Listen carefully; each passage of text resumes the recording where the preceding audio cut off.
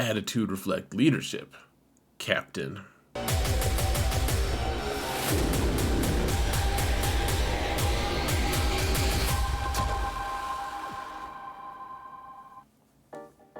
Hello everyone, and welcome to another episode of Xerath Prevails.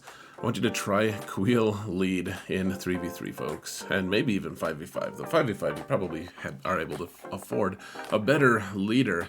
Here's the thing, guys. There's no escaping the fact that Kuiil does not have a leadership ability.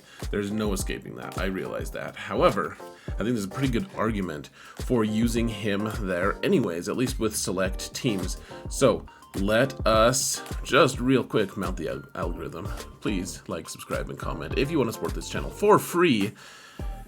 I really appreciate it, guys. All the support I can get. I truly appreciate everything you guys have done for me. Let's look at his unique here, folks, because here's the thing. He doesn't give you another ability. He doesn't give you another ability for any reason, because he's not a leader. He doesn't have a unique that gives him an ability. What he does do is give his scoundrel allies a crazy number of stats. And I didn't even include the potency here in the calculations, but essentially other droids and scoundrel allies gain 40% of his health, of his offense, of his protection, and his potency. And for some reason, protection is like if he dies and he comes back, he doesn't give him the protection bonus anymore, but it's still pretty nice. Still pretty nice, guys.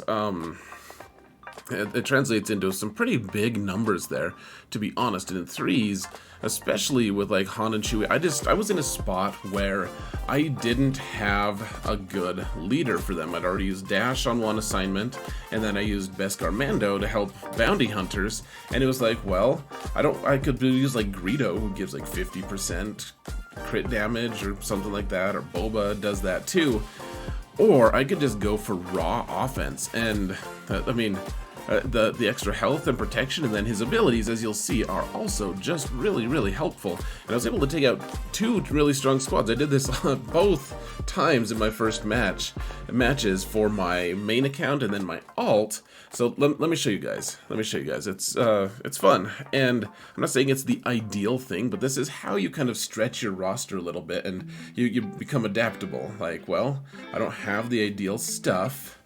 Let's use the best thing possible. So, whoa, we're in the recap madness. Recap madness it is, folks. So, this is on my main account, and let's see, can we fix that little gap there? All right, maybe that'll help. So he's the lead. You could have Han or Chewie as the lead. None of them have leadership abilities, right? So, That being said, we're facing this EP Mara team, and you'll note that Mara already has turn meter here because they have the turn meter cron. I have a data cron that lets me shoot right away, or that lets me shoot a second time. I get 100% turn meter after I do a basic on Scoundrels, so the two kind of cancel each other out a little bit. So anyways, we're gonna shoot Mara because we don't want her to gain turn meter, and then we get another turn immediately. Do the big hit, and we just remove her. And all this damage is informed by Kuiil's unique, of course. And then now we have the tricky part of facing this Relic 8 Darth Malak, who is tough to deal with. So you get tenacity down from Chewbacca. And the force drain is not fun, but as he continues to force drain us, we're able to stop critting as much, so we're not fearing ourselves. The only fear is fear itself, folks. We didn't even get a stun on him when he had tenacity down. How embarrassing. So, yeah, we're so keep in mind that the Kuiil's special here is really helpful. Hold on a sec. Why isn't it showing up? There it is. There it is. So his special is really helpful because you can see. I'll pause it for just a minute. His special can stun, and it does shock, which shock is super helpful because Malak isn't able to heal from that. So you're stunning and you are stopping him from healing, and then you get tenacity down from Chewbacca, and then you can stun from Chewbacca, stun from Kuiil, stun from Han Solo, and you know, it's not bad. Kuiil also has some pretty good tech on his basic if you're facing a witch. So that's also really nice. Burn her or him, whatever. Burn that person. The other really nice thing about Kuiil is you have a lot of nice recovery from him. So you want to keep Malak stunned, and then you can see at the end he heals, and that's it. You know, he heals everyone's health and protection. He gives everyone a bunch of turn meter here, and you know, Malak is playing tough to get, hard to get, but we can't crit him now that he has all those stacks. You can see I even gestured to that in the fight.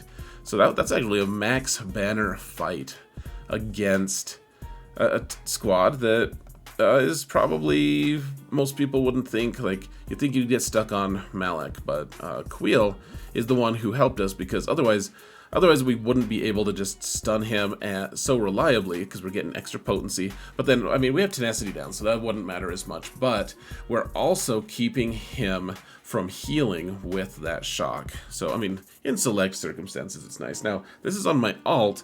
Everyone is lower relics, though I guess my Han is still relic 8, and Kuiil is relic 5, I think, and Chewie is, I think, just 6, because that's the requirement level. And yeah, let me make sure there's not sound turned on to this. Okay. All right, this is directly from my stream replay. So this is against a General Grievous squad. I think I was out of pretty good Datacrons at this point. Maybe I gave them my last good one. I don't remember, but they had a really good droid one. That, what was it, like ability block or something like that? And remember, Chewie is giving us guard, so they can't crit Kuiil or my Han character. Maybe I had the exact same Datacron on, in fact, as I had on my main account. So Kuiil does the cool heal plus turn meter thing, and yeah, just delete that Magna Guard, then delete B1 because you get a lot of shots off, and I mean that's it, folks. That was it. So I mean, gosh, just pretty powerful stuff in my opinion. Here, let's go back actually and just look at that Malak fight one more time. Alright, so here's the cron that I'm using, folks. And the thing I want to point out is this guy has really high relics. You can see relic 8 on Mara Jade, relic 7 on EP, relic 8 on Malak. He had better mods than I did. Very strong team here. Mara Jade is 370 speed. And Kuiil with Han, just really good combo. And all that extra offense that you're getting from Han and 3s, you don't really care about the mechanics as much. I mean, the mechanics are good, but some raw stats are also just really strong. Really strong. So poor old Chewie is stunned here. And then you guys can just note, I mean, you get a lot of turns with the cron I was using, so maybe it's a little advantage. I don't mean to say that this is the only good leadership that you can use for Kuiil, but I will, or for Han and Chewie, I will just say, like, IG-11 was elsewhere. He was on a different assignment, and that's fine. I just, you know, I just didn't need anything more than this, I guess. You know, Kuiil was just going to be benched, and Dash, I think Dash is probably a better lead, frankly, or Beskar, Mando. Both of those have some really great things, but Kuiil will do in a pinch, and Malak doesn't have a chin, so he's probably kind of a witch. I feel like that's just truth, you know? Just kind of a spectacle here, folks. And yeah, you guys could have watched this a second time without me. I also want to make sure that we control whatever ads are in this video, and I needed it to be about a minute longer. So instead I added 2 minutes. There you go. All right, folks, I'll let you go. Thank you all so much for watching, and remember that in all things, Kuiil helps Zareth prevail. And not in all things. Sometimes he just downright sucks. Take care, folks.